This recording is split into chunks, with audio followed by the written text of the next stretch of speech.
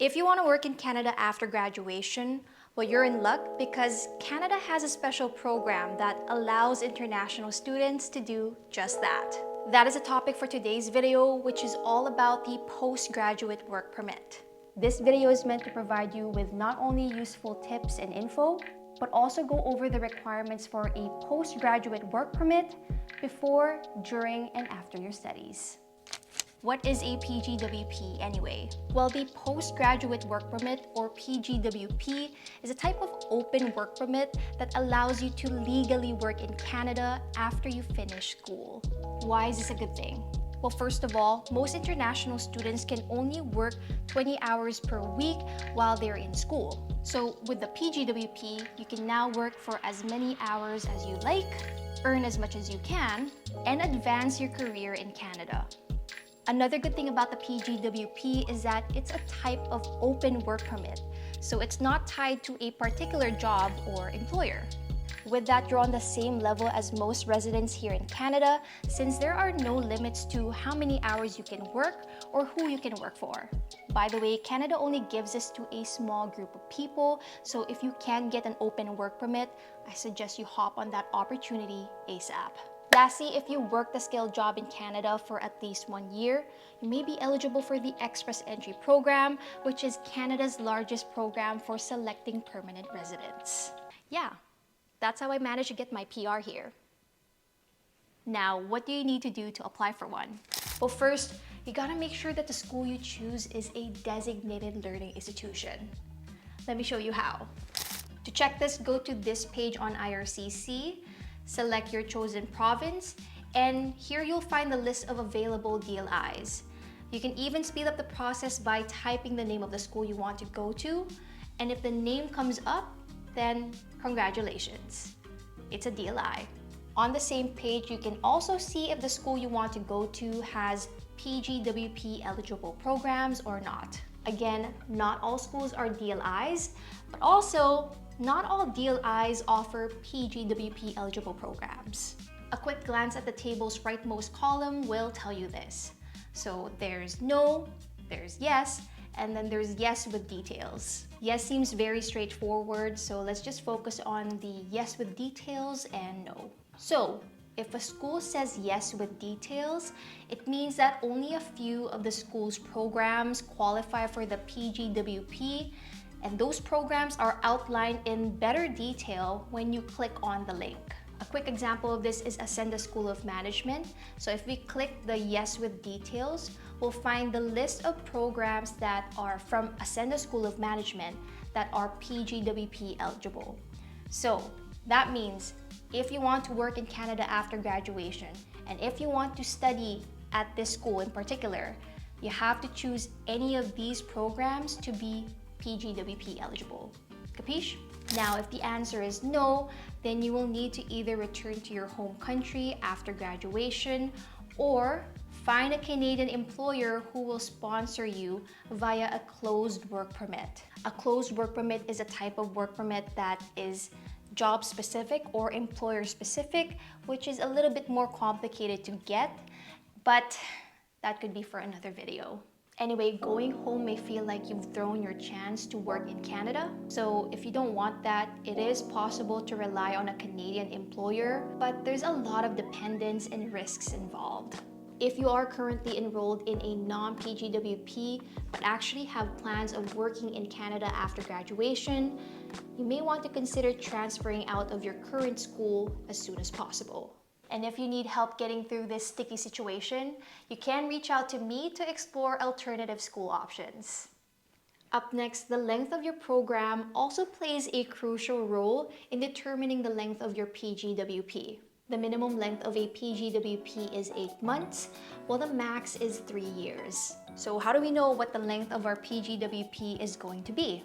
Well, if your program is between 8 months and 2 years, then the length of your postgrad work permit is the same length as your program. But if your program is 2 years or longer, then the length of your PGWP should be around 3 years. Now you may be wondering, what about people who take 1+1 programs or take multiple programs? What would be the length of their PGWP? Well, according to IRCC's website, you simply add the total length of both programs and then go back to the criteria that we discussed earlier to gauge your PGWP length.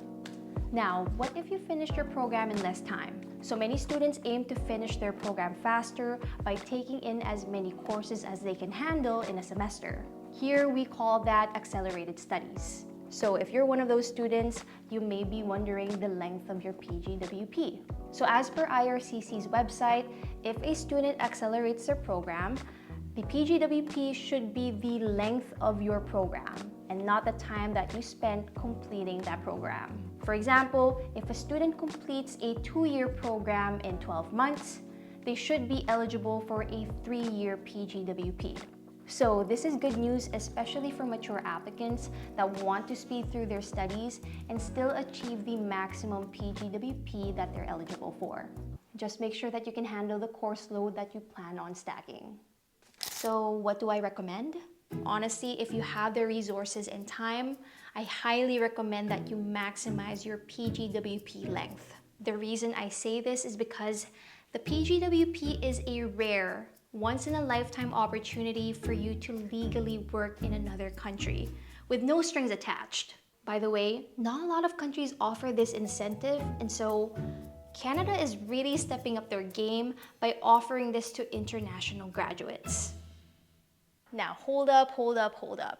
I didn't mean to make it sound that easy, like, oh, just apply to a DLI school and then apply for a PGWP eligible program and then boom, you can work in Canada for as many hours as you want. No, it's not that simple. Or actually it can be, but there's just a lot of other hurdles that you need to overcome during your studies in order to get that PGWP.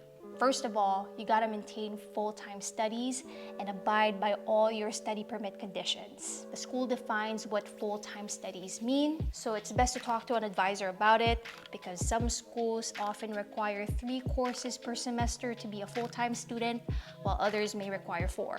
I actually made a PGWP refusal case study on this quite recently, which you can watch by clicking somewhere on the screen. Now, what about programs taken online? If less than 50% of your studies are done online, then you're still eligible for a PGWP. But if more than 50% of your studies are done online, then that can make you ineligible. There's also temporary policies in place during the pandemic surrounding this, which you can read somewhere on the screen. IRCC keeps updating their website as well, and so use this video as a guide, but always refer back to the website for the latest update. Now, another mistake that I've seen students make is going beyond the weekly 20-hour limit of off-campus work. If you are caught exceeding this, you can't apply for a PGWP. Like, respect, I know that you gotta get that bread, but there's a time and place for it, and honestly, I don't think that working more than your permitted hours during your studies is worth risking the potential to work more hours after graduation. Now, let's say you completed your program and abided by all your conditions. What else is there to take note of? Well, you have 180 days to submit your PGWP application. The time starts ticking as soon as you receive either your letter of graduation, official transcript, degree or diploma, or whichever of the 3 comes first. As a tip, you can even start answering the forms well in advance. That way, when you receive the documents from the school or any other third party, you can submit your PGWP application sooner. Once you have submitted your PGWP application, I wanted to point out that you can work full-time while waiting for a decision. Beautiful, beautiful. And that's why I encourage you to prepare your PGWP application as soon as possible, because you can get that bread while you're stuck in limbo. But there are conditions, and I'll read them to you right now. First, your study permit was or is still valid at the time of your PGWP application. You completed your program. You met the requirements of working off campus without a work permit, and you did not exceed the allowable hours of 20 hours per week off campus. You gotta meet these conditions, okay? Now, on the off chance that your study permit expires before you get to apply for a PGWP, you may opt to do the following. 1, apply for a visitor record to stay in Canada longer, or number 2, leave Canada and apply for your PGWP outside. Personally, I'd go for option 1 because the second option sounds scary and sounds more logistically challenging. But of course, this can all be avoided if you are prompt and apply for your PGWP before the deadlines. Okay, I think that's enough for today. I don't want to overwhelm you guys with too much information, but I do hope that this quick primer on the PGWP was helpful. As always, all the relevant links related to what we discussed today can be found in the description box below, so make sure to check that out. But yeah, thanks guys for making it all the way through. If you've reached the end of this video, be safe and be kind. And as always, I'll see you in the next video. Cheers.